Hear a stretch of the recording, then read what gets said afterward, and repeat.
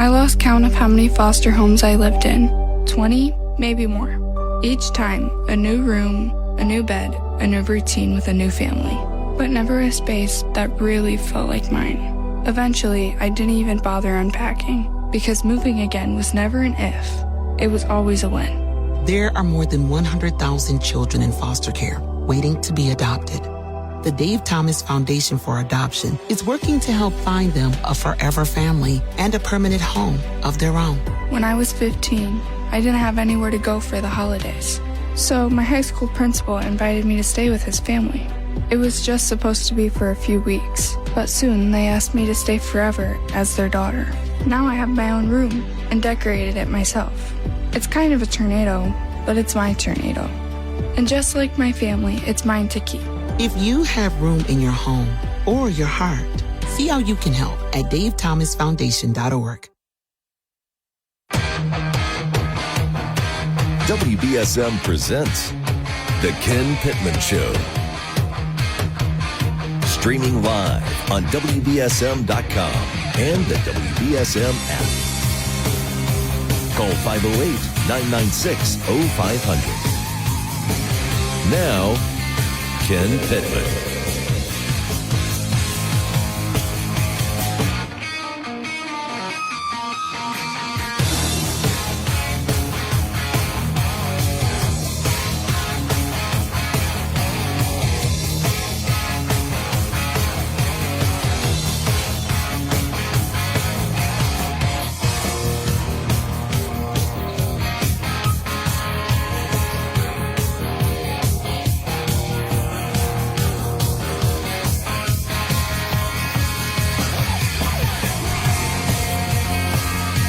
Welcome to the Ken Pittman Show. Glad to have you with us.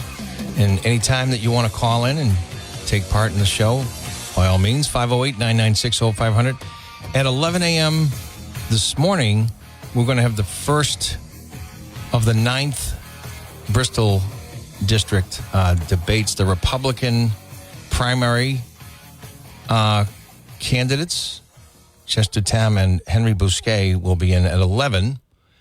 And we're arranging for Steve Medeiros and Ed Pacheco to come in as well. I've already heard back from Mr. Pacheco, waiting on Mr. Medeiros, and we'll get that going as well. The seat, which will soon be vacated by Chris Markey, very likely to be vacated by Chris Markey, because I don't think there's any reason to believe he won't win the election to be our next district attorney. As I look at the landscape, I fully expect Chris Markey to win that position, leaving the 9th open for the 4 candidates involved. And we'll get an understanding of where they stand on a number of issues here on the Ken Pittman Show. And that's at 11. In the meantime, the Massachusetts RMV is facing a lot of scrutiny after an illegal immigrant was given a commercial driver's license by the state of Massachusetts and ended up killing a Pennsylvania state trooper. So the recklessness of Massachusetts politics is now affecting other states clearly. And here's a question. How on earth do we find employers?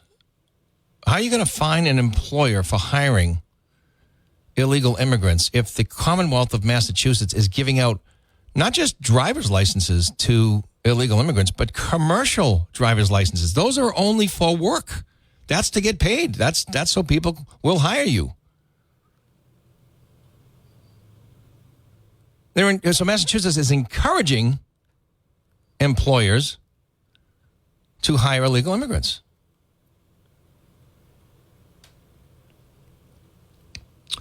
The driver's licenses is a pathway to getting a voter registration in your hands. The first thing they ask you when you get your license, are you registered to vote? Doesn't mean illegals will automatically register to vote or won't be declined, but it sort of makes it cloudy, right? Now, I've discovered some 250,000 illegal immigrants are registered voters in the country. We were told by Democrats who they always speak in they synchronize their same message. It's like they have this huddle and they all come out and say the same things. And the recent one was, you're more likely to be killed by lightning than to see an illegal immigrant vote in this country. I don't know, 20 people die from lightning every year, 250,000 registered illegal immigrant voters. That's another lie, basically. And that's just what was discovered. You know, anytime you look at these things, you wonder, well, what else is there? They certainly haven't got this 100% covered.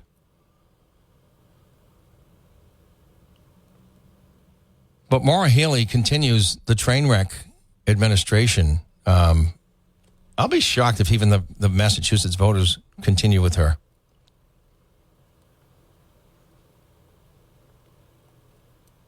Now, Michelle Wu, I don't know that she's going to boast about Boston being the safest major city in America anymore, with all the negative things that have been happening in Boston. People getting killed on bikes, people getting shot on a regular basis, even downtown.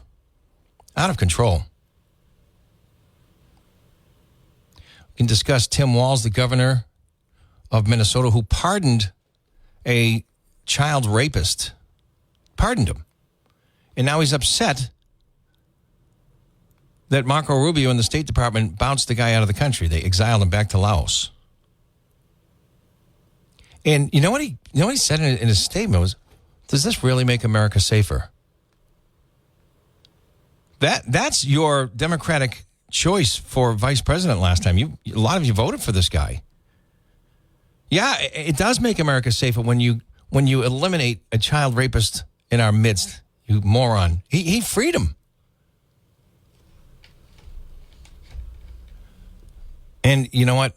There's still going to be people listening right now who are going to say, yeah, Ken, but Trump.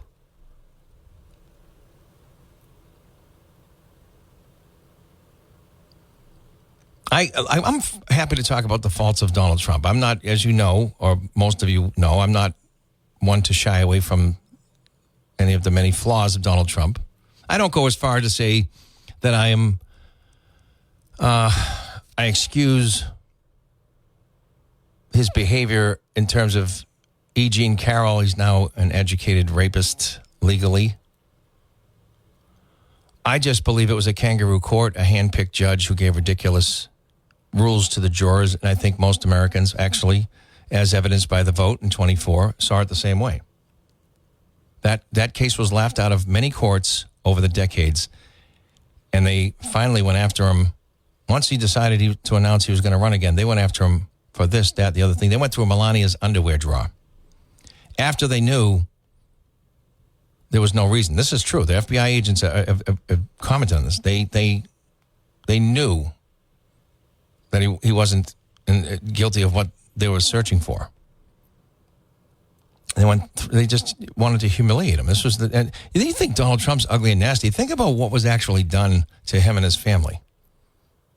I'll give it to you, by pleasant sounding, polite, eloquent speakers. They're just as nasty. He just doesn't hide it.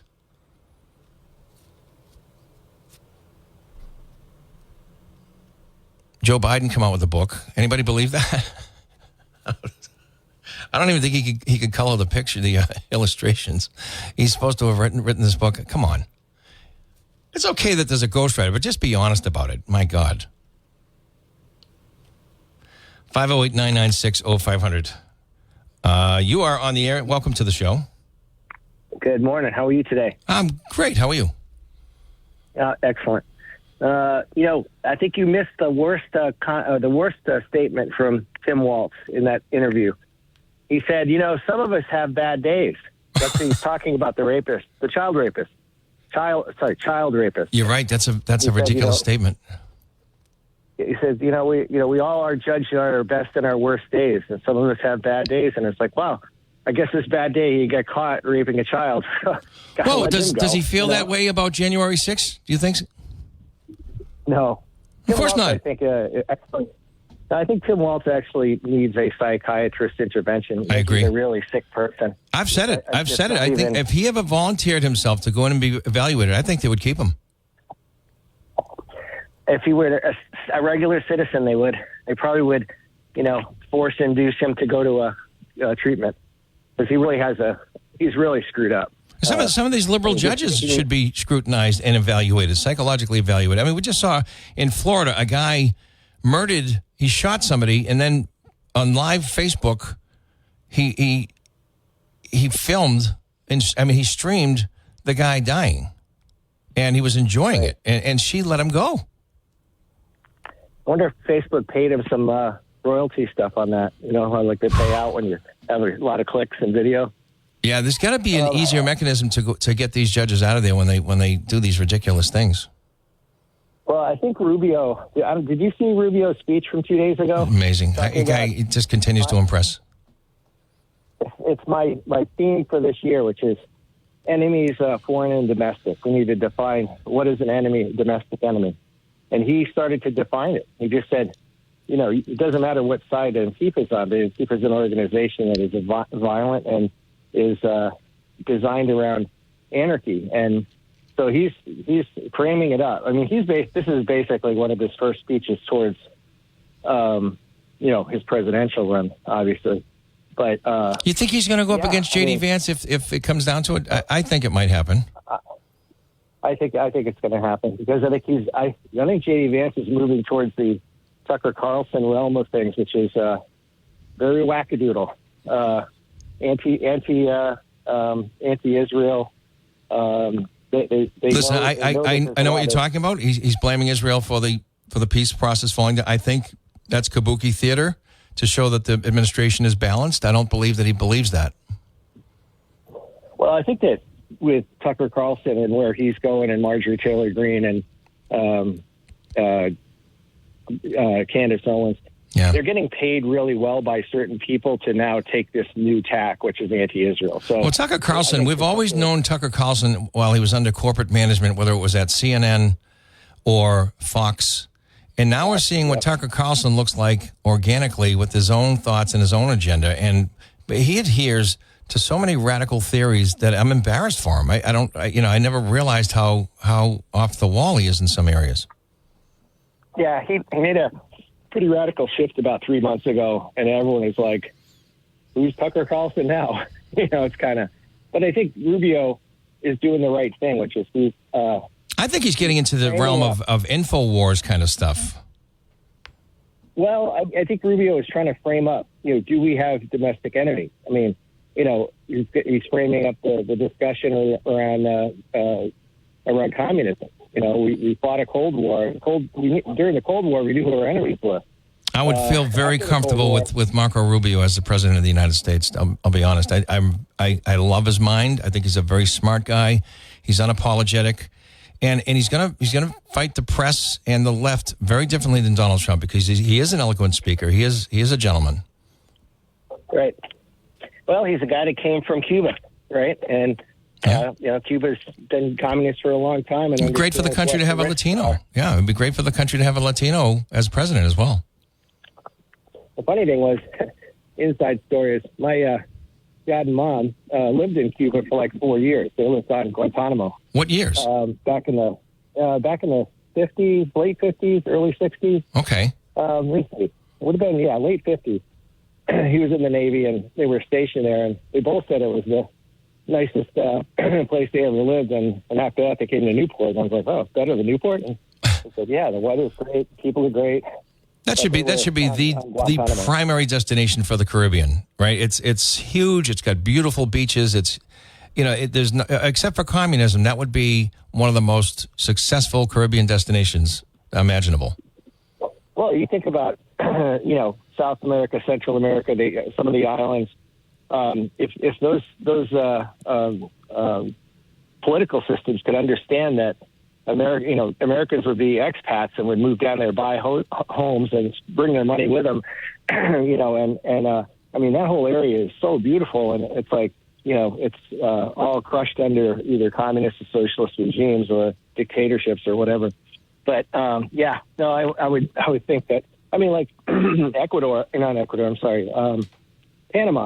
Panama is full of American expats, and cost of living down there is significantly less. Good security, Costa the whole 9 Rica. yards. Yeah, Costa Rica is awesome. I would like to go there sometime, but I just would caution people to keep an eye on the State Department assessment because the security can vary there, and in a lot of these places. But one thing about Aruba is a place I've never been to, but I have to say, people who go to Aruba, I like going to different places, especially in the Caribbean, checking out new islands and whatever. I haven't been in a while, but I'd love to do that kind of thing. People that go to Aruba go back to Aruba again and again. It must be really special. Yeah, it's nice, but Aruba is noted for heavy trade winds. So if you look at pictures of Aruba, you'll see trees that are sort of bent over, like they're in one direction. It's because they have a super heavy trade wind through Aruba. But, beyond that, it's beautiful. And, you say it's very safe? Water. Except for Natalie Holloway. I don't think I can recall any major issues in Aruba. But they say it's a very safe place. I mean, and again, I know people who've gone back 3, 4, 5 times. I like going to different places and going on adventures, but for some reason, everybody who goes to Aruba goes back to Aruba. Yeah. My daughter did a semester abroad down in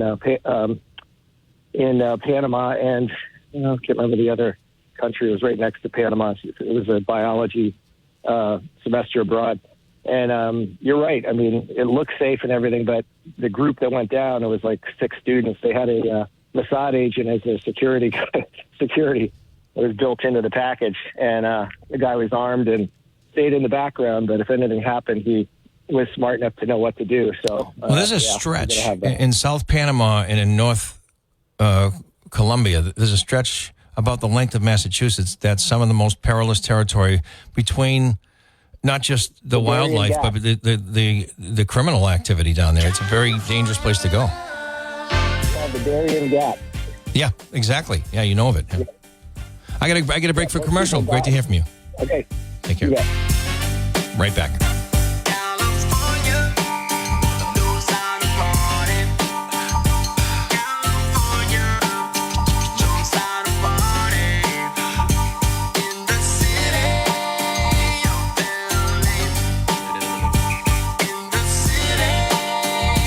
WBSM, New Bedford's news talk station. Listen at home or in the office on your smart speaker.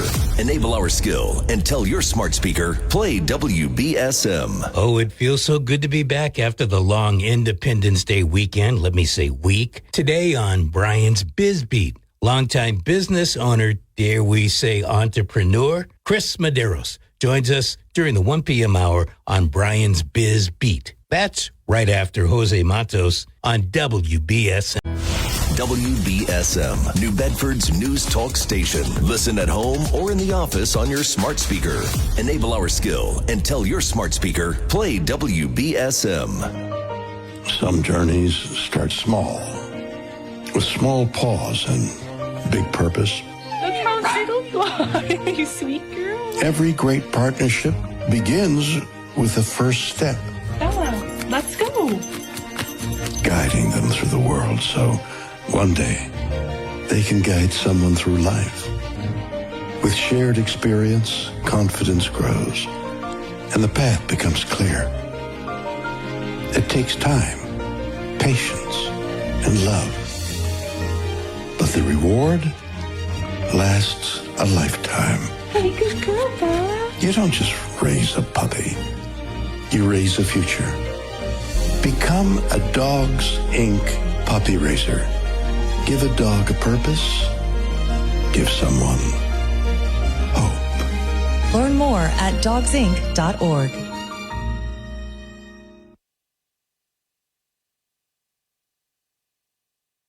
The Ken Pittman Show, 1420 WBSM, New Bedford. All right, the Iranian regime is now kind of channeling the Muammar Gaddafi threats to the U.S. Navy. You remember the parallel. They didn't want the American forces going south toward their waters, but it's 12 miles is the recognized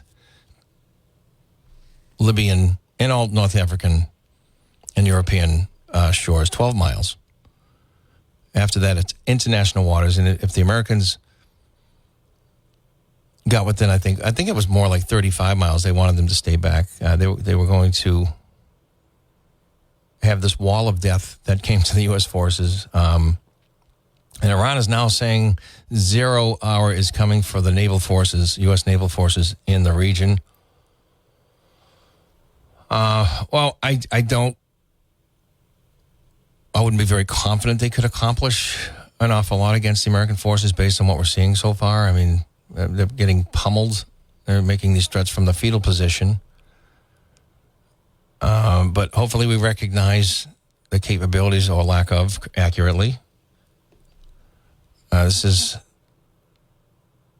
Democrats are calling it a forever war. It's 0.5 years old. Bill Clinton said we'd be in the Balkan states, right, temporarily when Serbia and Bosnia and all that stuff was happening in the 90s. We're still there. This is a half year old, and they're calling it a forever war.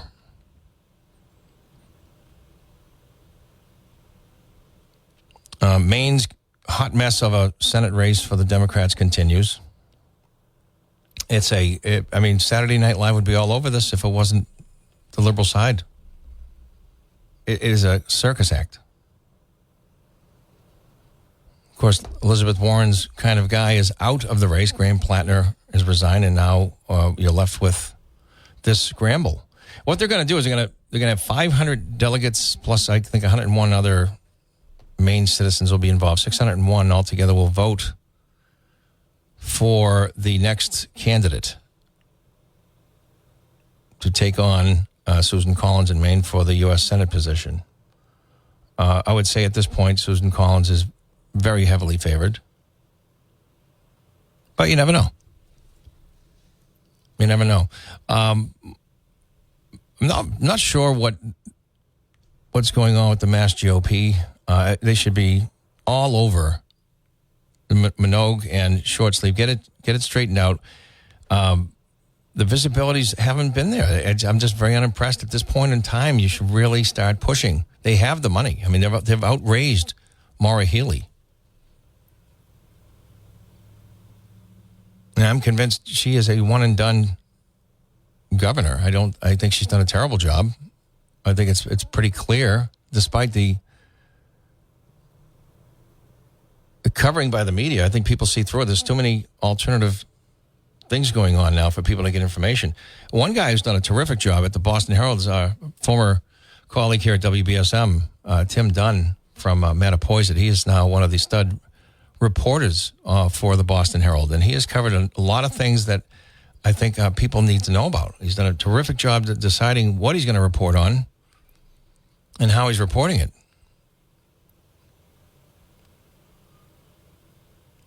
And Ayanna Pressley, Congresswoman from Massachusetts, former Boston City Councilor, her husband is won a bid for like a $2 billion facility out in Springfield, and this is being brought to light. Governor Healey giving this contract to Ayanna Pressley's husband's company. A lot of people are calling for that to change, and I'd be one of them. This is the appearance of conflict is every bit as important as the actual conflict, and this is both. 508-996-0500. You are on the air with me, Ken Pittman. Thank you for calling. Hey, Ken, how are you? Morning. Hey, I want to talk about the CDL and with the illegal aliens and the employers hiring illegal aliens. First, let's start with these employers. A lot of them now, what they do is they go through temp agencies as a buffer. So if they're illegal aliens, they're going to say, well, I hired a temp agency and I paid them to do all the background Correct. and everything else. So they wash their hands and they say, well, you're going to have to go to the temp agency.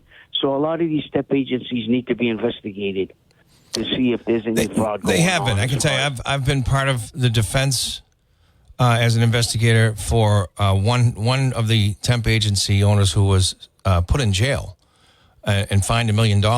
But the majority of the time, what they do is once they're caught, they shut it down, they close the company, and then they reopen it under another name, another title, and go right back to what they were doing. And it's the same owners, Ken? Yeah. See, so the Governor Healy and the Democrats here in the state, they're not serious about cracking down on fraud. It's not just Healy. This transcends administrations now. We're going back to Governor Deval Patrick, Baker, Healy. So this is the practice of it. I don't think anybody's really tackled it. Well, maybe they know about it. They don't want to do nothing because there's a lot of money involved. Taxes and all that. And they figure, well, we're getting revenue. We don't want to put the kibosh on it. But in the Massachusetts agencies do not fine employers. It's the federal government that will do that. They don't fine them here in Massachusetts. So this is going to perpetuate. And remember they encourage it. The fiesta. Go ahead, Ken. They encourage it. I mean, if you're giving out CDL, commercial driver's licenses to known illegal immigrants, you're encouraging people to hire illegal immigrant labor. Yeah, to break the law. Especially, remember Brockton, the RMV and state police, they were involved in a major scandal where they were getting... One of the troopers was a friend of mine. Sure, I remember it. Yeah, so this is an ongoing thing. So our highways and our roadways are extremely dangerous because we have people especially those big rigs that can kill anybody any moment. I mean, like Florida, a U-turn, a guy from India... Clueless. A U-turn on the highway. Clueless. Couldn't even read the English signs, was given a license to drive a very dangerous big truck and killed people. What about the illegal aliens from Brockton, right? That went down to Pennsylvania and killed that state trooper. Yeah, I talked about it earlier today. Pennsylvania may be considering a lawsuit against the Commonwealth. So we, taxpayers, may have to pony up some money to Pennsylvania in the family. Right. So they're taking jobs away from hardworking Americans, so the CDL, you belong to the trucking union, the Teamsters, and you're getting undermined by illegal aliens with CDLs that are being unlawful and not properly trained. And plus, they're taking the jobs from Americans, too, because a lot of these employers, they don't, back then, you can just go in and fill out an application. Now, and from what I'm being told from the younger people, you got to go through temp agencies and then to get a job, and they don't get the job because illegal aliens are getting the jobs. I think it's a problem in some parts of the country over others, and Massachusetts would be at or near the top of the list. Yeah, so it's like you said. I mean, we can talk about it on open line, but nothing's being done. It's the tune goes on, and we're the losers. We're the big gringo losers. Well, for Massachusetts, there's an interesting dynamics here because you have the state is run by a party that talks about wages and people aren't making living wages and enough work. The illegal immigrant wage deflates the wage of the legal worker here, the citizen, because they do it cheaper and they're exploited by those who will hire them and use them for that cheaper wage. And, they turn a blind eye to it here in Massachusetts. They encourage the hiring. True. And then they have different aliases, the illegal aliens. They got multiple addresses in different states. They're receiving SNAP. They're receiving welfare. Plus, they're working. And then they're lying about dependents when they file income taxes, saying they got 405. Comes to find out they don't have any dependents. So there's a lot of fraud. And nothing's being done about it because you have Andrea Campbell that's too busy over 50 frivolous lawsuits, and she's not doing her job because it's, the orange man is bad for America, but yet the fraud, they get away with all kinds of fraud. Again, you're not going to get any Democrats in Massachusetts to really do anything about illegal immigrant labor or presence. They see them as equal to the American citizen in terms of having access to taxpayer resources, and they'll deny it, but they are in housing. They are getting SNAP. They are getting a number of things. They certainly get things like power aid. So companies like Pace, they don't look into citizenship or eligibility purposes. If you don't have enough money, they'll fund your electricity, your heating, and when they run out of money, it's the same for illegal immigrants and Americans. They don't discern. Which is pushing out poor families in the other league because they tell you there's only so much allotted money, and when they run out, tough luck. Yep. But the only thing that we have here to protect us is the Assistant U.S. Attorney, Leah Foley, to crack down on this fraud.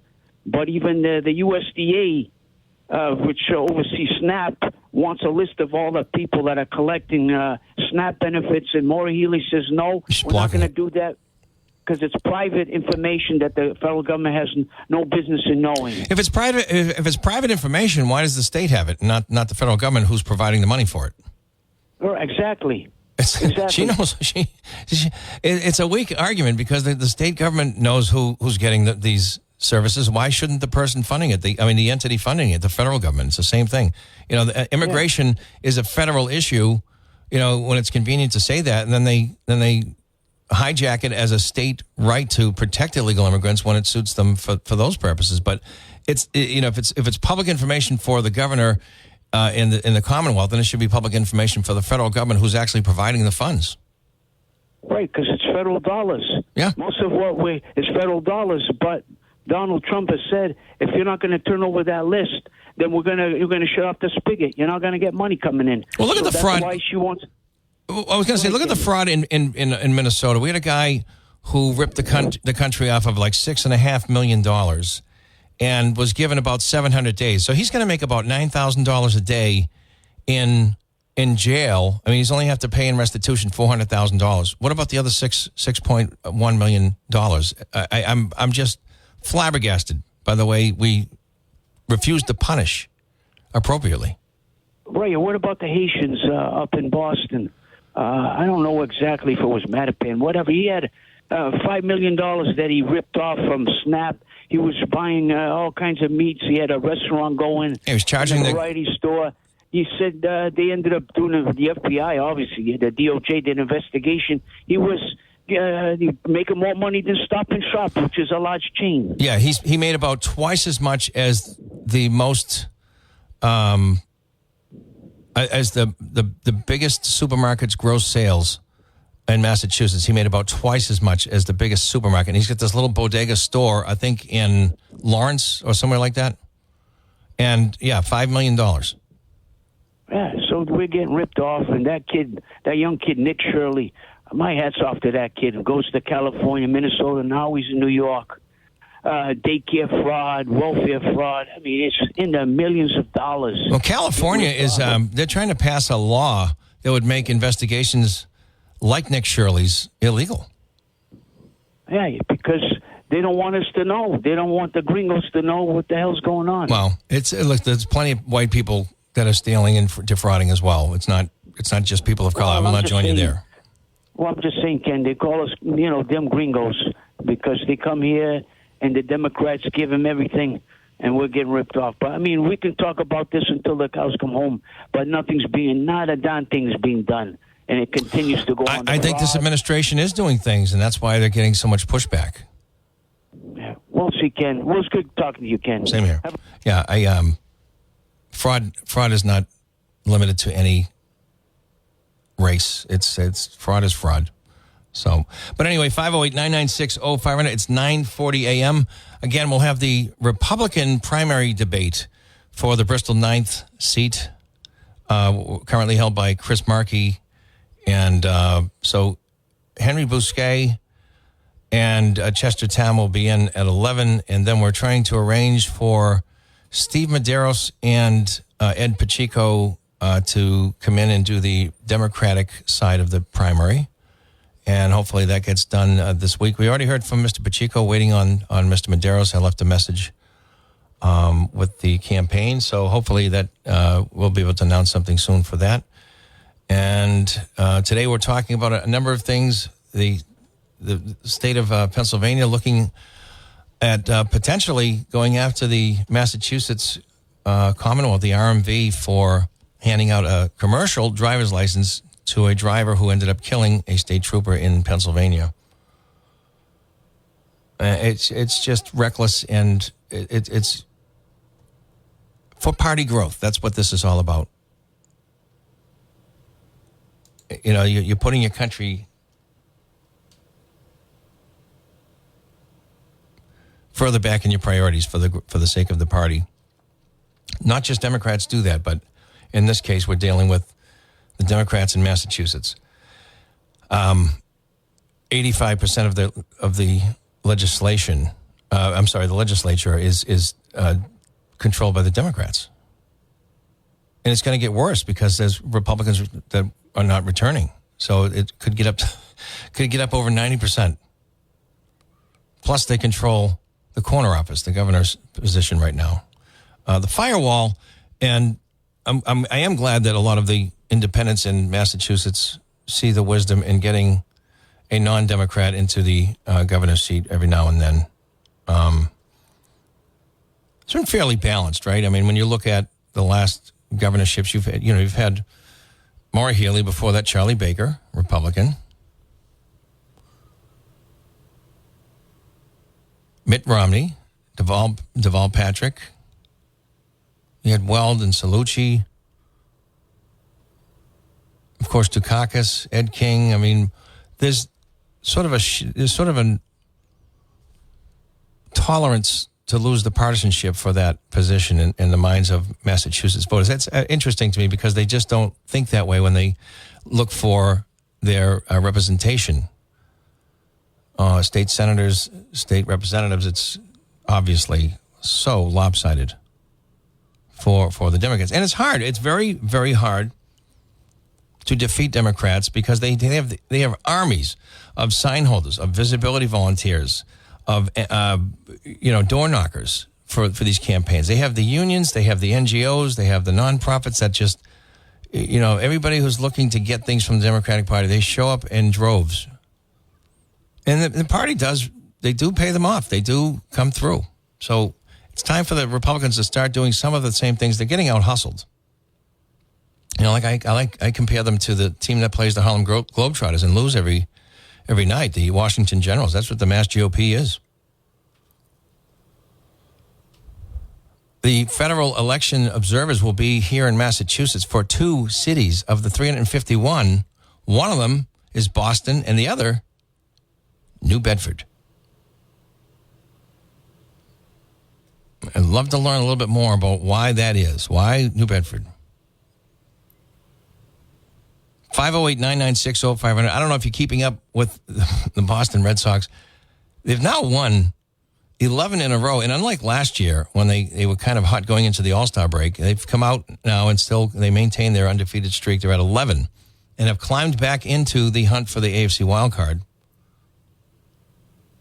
Technically, they're a half a game ahead in the wild card.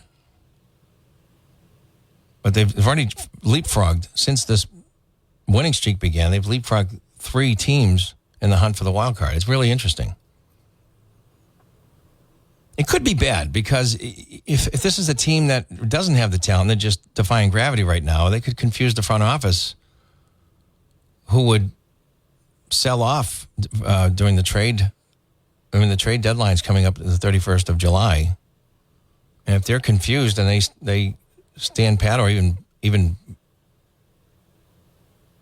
bring in some players to make a playoff run, that could be a bad thing if this team isn't really a playoff team, which I still have my doubts. I mean, I'm having fun watching this resurgent team all of a sudden compete. I mean, they couldn't get out of their own way for most of the year. I mean, 3 weeks ago, their own mothers would write them off as a playoff team.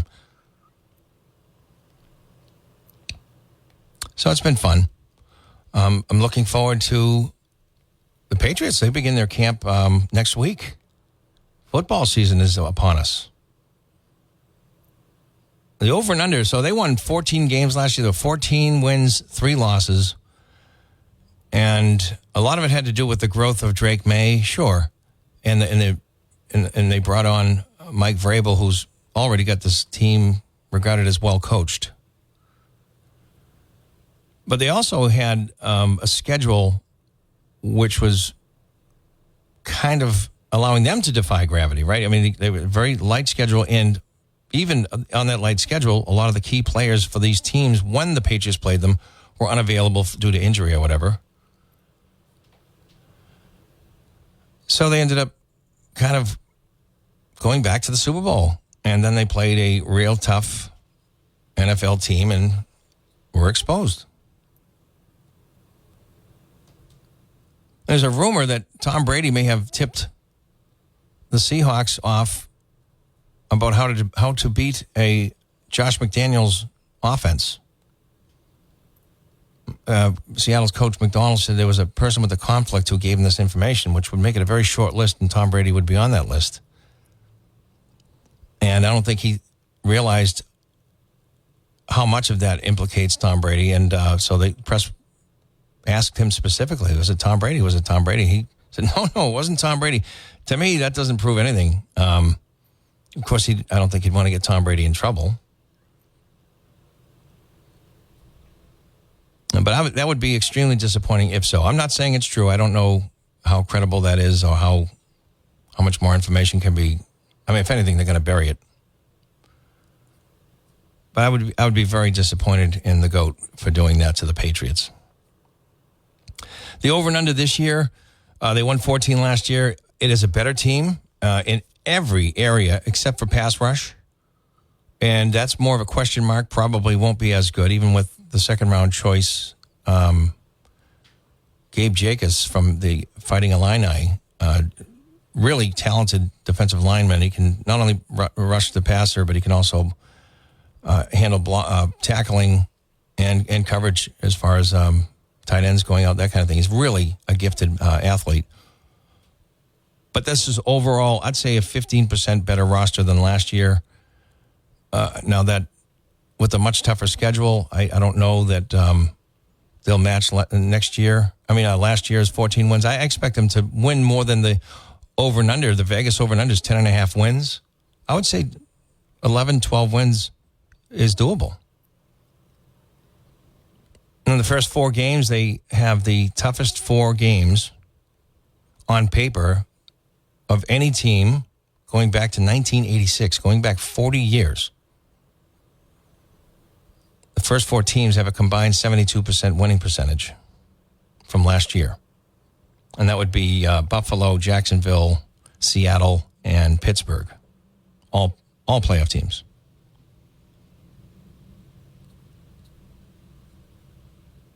But, I mean, look, if Drake May makes those strides as he did from year 1 to 2, now 2 to 3, they'll be in great shape. We could have a real superstar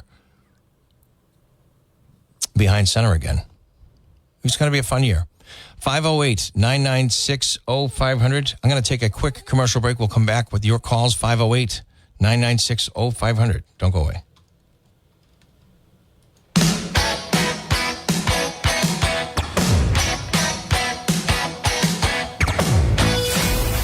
The WBSM app. On the move. Going everywhere you go in the palm of your hand. Download our free mobile app now in the App Store and Google Play. We are New Bedford's news talk station. WBSM. Let's check in up in the state of Maine now. They are trying to find a replacement to the accused rapist and Nazi Graham Plattner, who is Elizabeth Warren's kind of guy. He's stepping down. This Bernie Sanders, in his brilliance, is going to hand the GOP the 2026 midterms. But here's a candidate running now in his place. He's a transgender Democratic candidate, is going by the name of Ashley Webb, running in the Maine Senate race. And this is what Ashley had to say about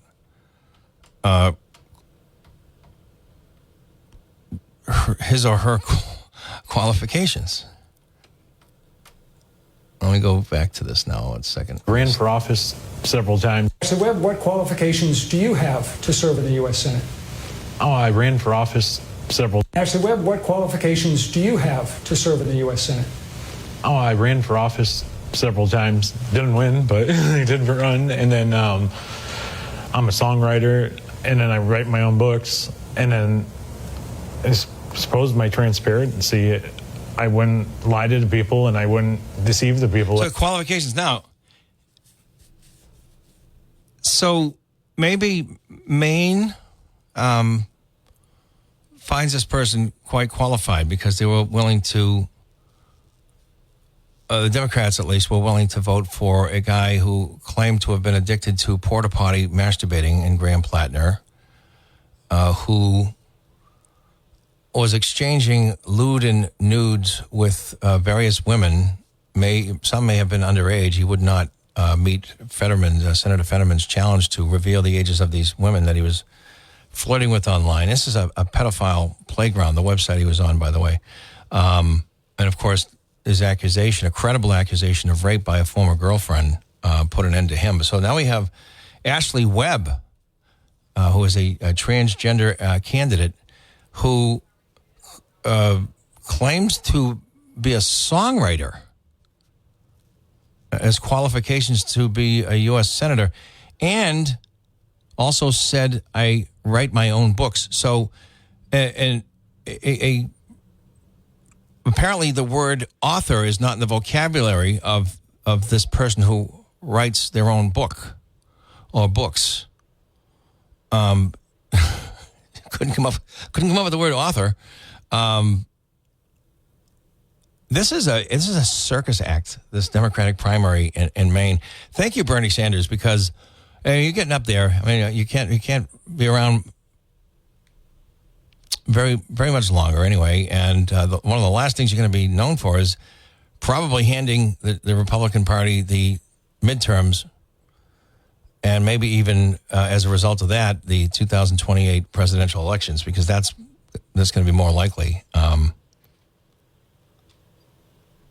He really grabbed Plattner and tried to elevate him. And everybody thinks Bernie is this kind-hearted guy who cares about the working class. First of all, he's a millionaire, only through public office. And I will never forgive him for going down to Nicaragua in the 80s and celebrating with the Soviet advisors and violent Sandinista communists who murdered many, many thousands in the takeover down there. Daniel Ortega and the Sandinistas, a communist violent takeover of the government. And he went down and celebrated with them after they secured power as the Burlington, Vermont mayor. You guys think he's a nice guy. He's a nasty dude.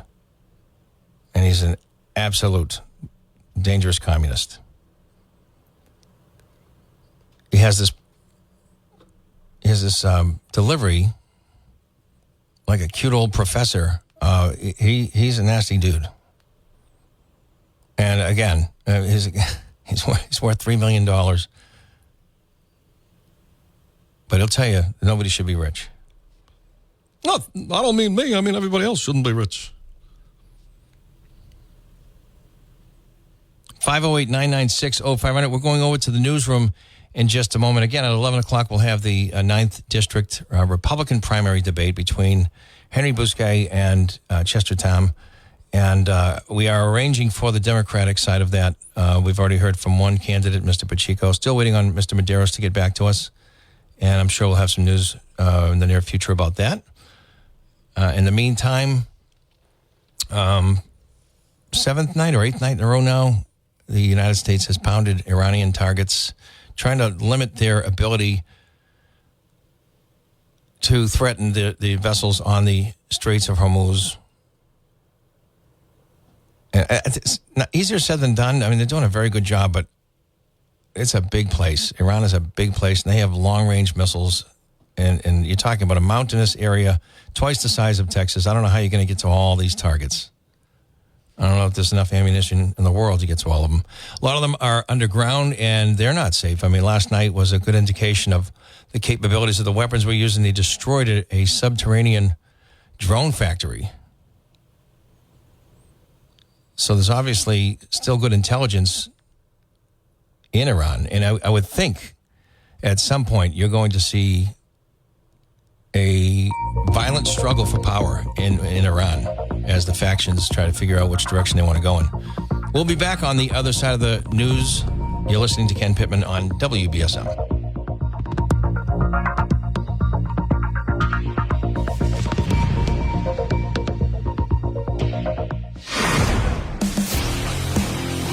WBSM and W258DR, New Bedford, a Town Square media station.